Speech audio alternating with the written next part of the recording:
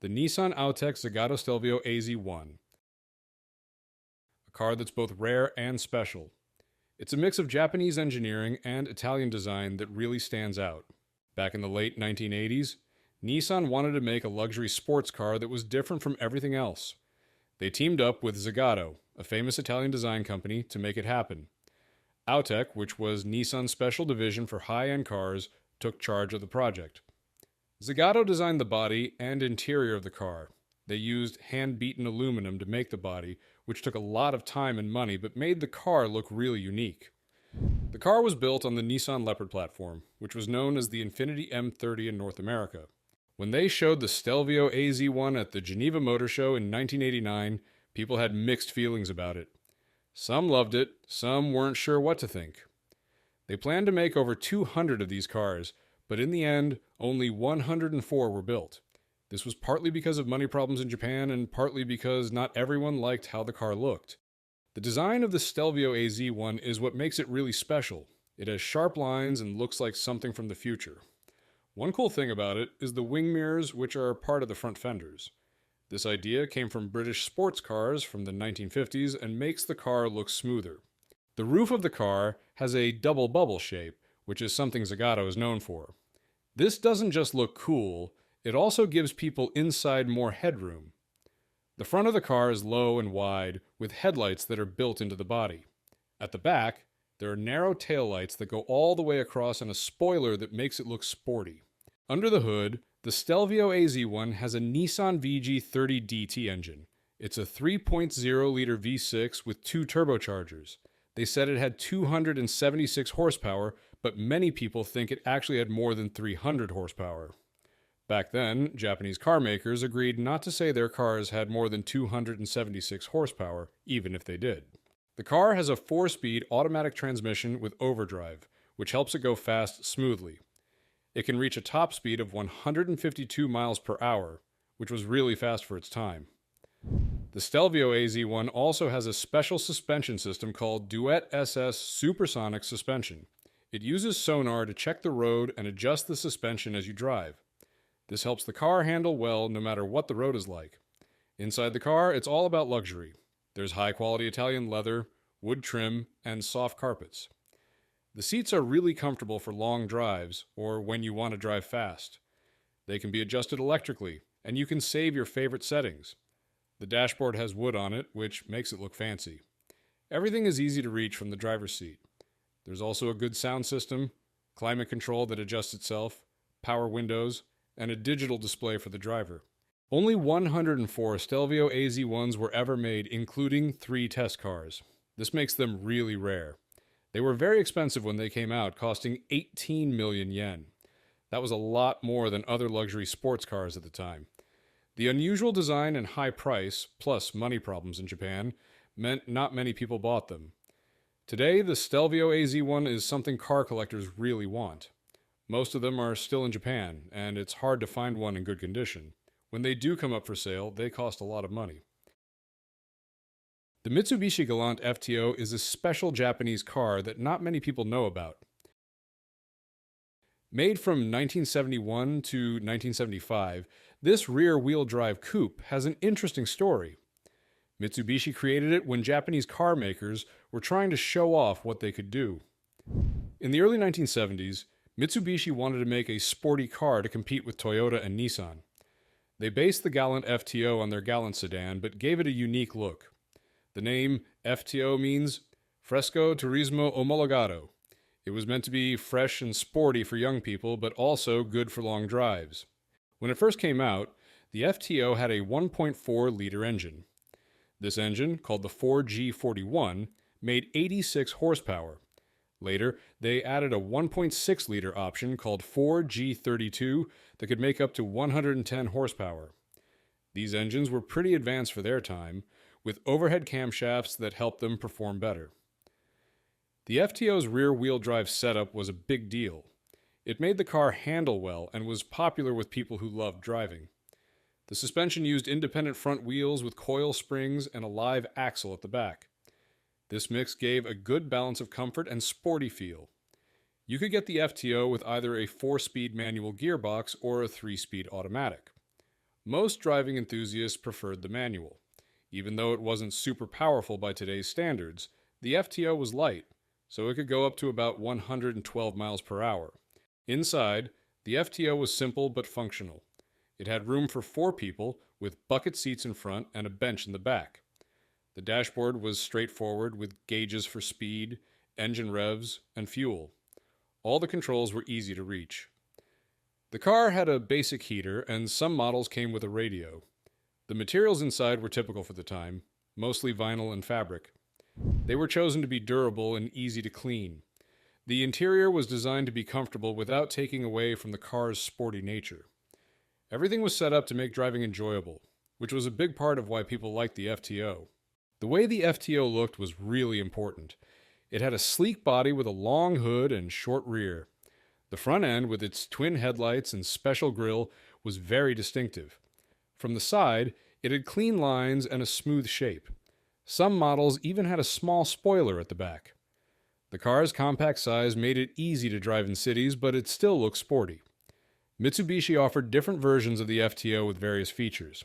You could choose different paint colors, and some models had alloy wheels.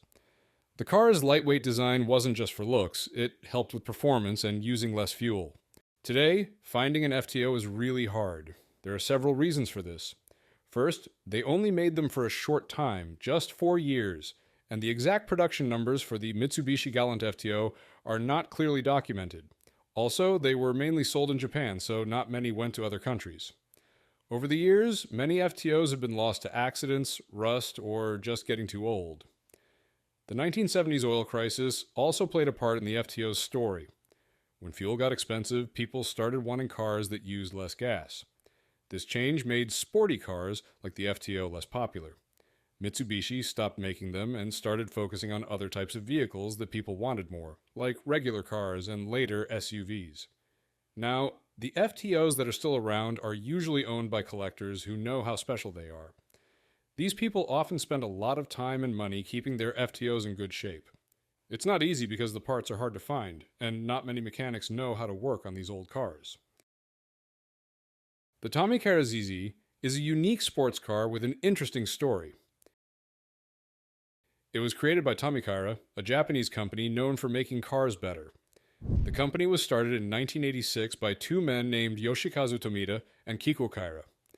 They were good at improving cars like the Nissan Skyline and Subaru Legacy, but the ZZ was different. It was their first try at making a whole new car from scratch. In the late 1980s, Tomita and Kaira decided they wanted to do more than just modifying other people's cars. They wanted to make their own.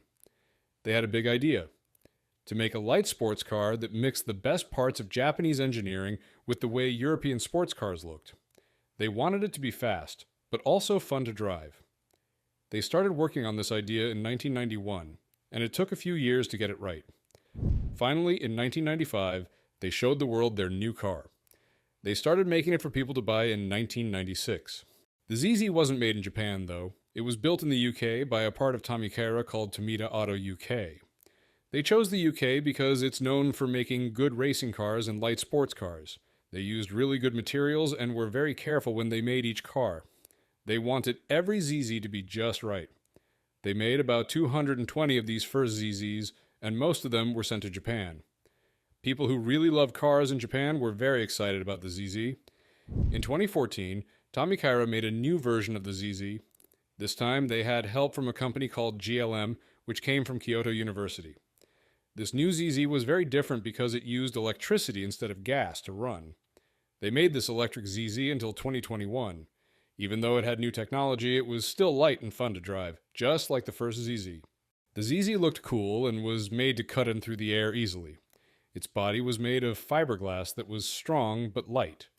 The car was small and smooth looking. One thing that made it stand out was its round headlights that looked a bit like frog eyes. These lights made the car easy to recognize and gave it a friendly look. The ZZ had a roof you could take off. It was held on by 4 bolts, so you could drive with the roof on or off. This made the car more fun because you could feel the wind in your hair if you wanted to. The first ZZ had a 2.0-liter engine from Nissan and used special parts to make 178 horsepower, and it only weighed around 1,430 pounds. The car was set up to handle really well. It had special parts to make it stay flat in turns and stop quickly. Inside, there wasn't much extra stuff. It was all about the driver feeling connected to the car. You sat low in the ZZ, which made you feel like you were going fast even when you weren't. The new electric ZZ from 2014 was even more powerful. Its electric motor made 305 horsepower. Inside the ZZ, everything was made for the driver. The seats held you tight, so you wouldn't slide around in turns. You could hear the engine really well because there was only a piece of glass between you and it. This made driving the ZZ feel exciting. The car was small inside, so you had to be careful not to bump your elbows, but this made you feel like you were part of the car. The Prince Skyline Sport is a car from the past that combined Japanese engineering with European design. Prince Motor Company started as Tachikawa Aircraft Company, making planes. After World War II, they switched to cars, becoming Prince Motor Company in 1952. They aimed to make high-quality luxury cars and wanted to create a sports car for the global market. In the late 1950s, Prince worked with Giovanni Michelotti, a well-known Italian designer. His task was to design a luxury sports coupe for international markets. The Skyline Sport debuted at the 1960 Torino Motor Show, showcasing the collaboration between Japanese engineering and Italian design. Michelotti's design had a long hood, large front grille, and dual headlamps. The car came in coupe and convertible models. The convertible had a different rearview mirror, honoring the 1960 Rome Olympics. The Torino Motor Show helped Prince gain recognition in the car world. The Prince Skyline Sport was hand-built by skilled workers. Prince brought Italian artisans to Japan to train their workers in handcrafting car bodies. This method ensured high-quality cars, but it was slow and expensive. The high production costs led to a high price. The coupe cost 1,850,000 yen, and the convertible 1,950,000 yen, equivalent to over 20 million yen, about $125,000 today. Only about 60 units were made, making it rare and exclusive. Despite limited production, the Skyline Sport had a big cultural impact. Prince's PR efforts put the car in several Toho films in the early 1960s, making it familiar to many even if few could afford it. The Skyline Sport had a 1.9-liter four-cylinder inline OHV engine from the Prince Gloria car. It had 1,862 cc displacement, producing 94 horsepower. The car could reach 150 kilometers per hour. The front suspension used a double wishbone setup, while the rear had parallel leaf springs. This gave good handling and ride comfort. It had drum brakes on all four wheels and 5.9 0.15.4 PR tires, balancing performance and comfort. Inside, the Skyline Sport was luxurious. It had leather seats and an instrument panel with aluminum-ringed instruments. The large steering wheel gave the driver a sense of control. The dashboard had easy-to-reach controls, and there was ample trunk space for luggage. The car weighed 2,970 pounds, making it relatively light for its size. The Prince Skyline Sport was crucial in establishing Prince Motor Company as a serious competitor. It showed they could make a high-quality luxury sports car competing with international brands. This paved the way for future Skyline models. The car highlighted growing collaboration between Japanese and European car industries. Prince's work with an Italian designer showed their commitment to creating innovative world-class vehicles. This approach later influenced other Japanese automakers. The Mazda AZ1 is a small but mighty car with an interesting history. It started as an idea from Suzuki's RS1 concept car in 1985, but it took Mazda about 7 years to bring it to life under their AutoZam brand. This long development time was unusual for Japanese car makers and happened because Mazda was busy with many projects and didn't have enough resources. Mazda worked with different companies to make the AZ1 a reality. They teamed up with an English company called Hautal Whiting to fine-tune the suspension at the Millbrook Proving Ground. This was similar to how they developed the Mazda MX-5. Even though Japan's economy was tough at the time, making it hard for unique cars to do well, Mazda pushed on with the AZ1 because they wanted to create a special small sports car. The AZ1's engine is small but powerful. It's a 657 cubic centimeter turbocharged 3-cylinder engine made by Suzuki. This little engine produces 63 horsepower and 63 pound-feet of torque. While these numbers might not sound impressive, the car is very light, so it can speed up quickly and turn easily. The engine sits in the middle of the car, which helps it stay balanced and handle well. It has a 5-speed manual gearbox, which makes driving it feel sporty. Having the engine in the middle is unusual for small cars like this, which are usually made to be practical and save fuel. Mazda did this to make the AZ1 handle better and be more fun to drive. The car's weight is spread almost evenly between the front and back, which makes it respond quickly when you steer. The turbocharger gives the engine extra power, especially when you rev it high, making the AZ1 exciting to drive. Inside, the AZ1 is small and simple. The seats often don't match, and there are aftermarket switches and a Kenwood CD player. Everything is easy for the driver to reach. The steering wheel is small, which adds to the sporty feel. It has old-fashioned wind-up windows and white-faced gauges, which give it a classic look. Even though it's tiny, the AZ1's interior uses space well. The dashboard is straightforward with controls in logical places. The seats are close to the ground, helping the driver feel connected to the road. The materials inside are basic but tough and suit the car's purpose. It's not fancy, but it's perfect for focused driving. One of the coolest things about the AZ1 is its gull-wing doors, which are unusual for such a small car. These doors look awesome and make getting in and out interesting. The AZ1 is very compact, so it's easy to drive and park in busy cities. You could get it in a few colors, mainly classic red and Siberia blue, with special versions in other colors like black, white, and silver. The gull-wing doors aren't just for looks, they're practical too. They make it easier to get in and out when you're parked in tight spaces, which happens a lot in cities. Because the AZ1 is so small, it can fit into parking spots that bigger cars can't. It's also very nimble, which is great for city driving. The AZ1's unique design and practicality make it stand out among small Japanese cars. To try to sell more AZ1, Mazda made some special versions. The Mazda Speed version had a more fancier body kit with a new hood, front spoiler, and rear wing, and came in solid colors like red and blue. The M210, 15 version, made by M2 Incorporated, had special front fog lights, a new front bumper, and a rear spoiler. These versions mostly changed how the car looked rather than how it performed, but some did have better shocks and limited slip differentials. These special editions were for people who wanted something a bit different from the regular model. The Mazda Speed version, for example, offered extras like a bar to strengthen the rear suspension and a special exhaust with 2 tips, which were meant to make the car handle and perform better. The M210 15 version had built-in fog lights and a special badge on the back, which made it look unique. Now, collectors really want these special editions because there aren't many of them and they look different from the regular AZ1.